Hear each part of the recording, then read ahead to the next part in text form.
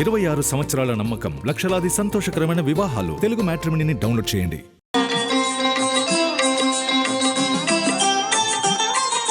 నమస్కారం.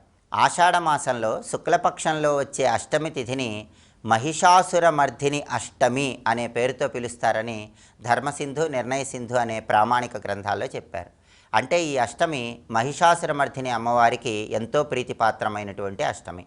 అలాగే ఈరోజు బల్కంపేట ఎల్లమ్మకి కళ్యాణోత్సవాన్ని కూడా నిర్వహిస్తారు. అంటే గ్రామ దేవతలను పూజించవలసిన రోజు.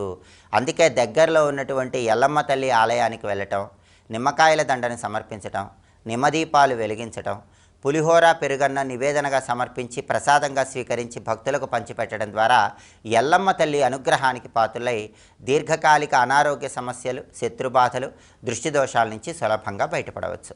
ప్రధానంగా మహిషాసురమర్ధిని ఆవిర్భావ వైభవం గురించి మార్కండేయ పురాణంలో చెప్పారు.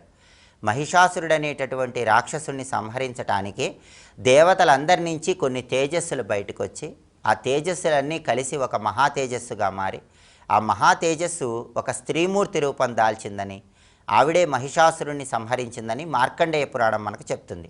ఆ స్త్రీమూర్తికి అవసరమైనటువంటి ఆయుధాలనన్నీ కూడా దేవతలే అందించారని, ఆభరణాలు కూడా దేవతలే అందించారని మార్కండేయ పురాణ వచనం. అలా ఆవిర్భవించి మహిషాసురుణ్ణి సంహరించినటువంటి మహిషాసురమర్ధిని అమ్మవారికి ఈ ఆషాఢ శుక్ల అష్టమంటే ఎంతో ప్రీతిపాత్రం. అందుకే దైనందిన జీవితంలో ఎవరైనా సరే దీర్ఘకాలిక అనారోగ్య సమస్యలతో బాధపడుతున్నా, కారణం తెలియని అనారోగ్యాల వల్ల ఇబ్బంది పడుతున్నా, భయంకరమైనటువంటి దృష్టి దోషాల వల్ల తీవ్రమైన ఇబ్బందులు ఎదుర్కొంటున్నా అవన్నీ తొలగింపజేసుకోవటానికి మహిషాసురమర్ధిని అమ్మవారి అర్చన విశేషమైన శుభ ఫలితాలను కలిగింపజేస్తుంది. శ్రీ మహాలక్ష్మీదేవి రజోగుణ ప్రధానంగా 18 భుజాలతో 18 భుజాలతో ఆయుధాలను ధరించి ఆవిర్భవించిన రూపమే మహిషాసురమర్ధిని రూపము. అంతటి శక్తివంతమైనటువంటి అమ్మవారికి సంబంధించిన ఏ మంత్రాన్ని ఇంట్లో దీపం పెట్టాక 108 లేదా 54 లేదా 21 సార్లు పఠించాలో ఇప్పుడు మనం చూద్దాం. ఓం మహిషాసుర మర్ధిన్యై నమః.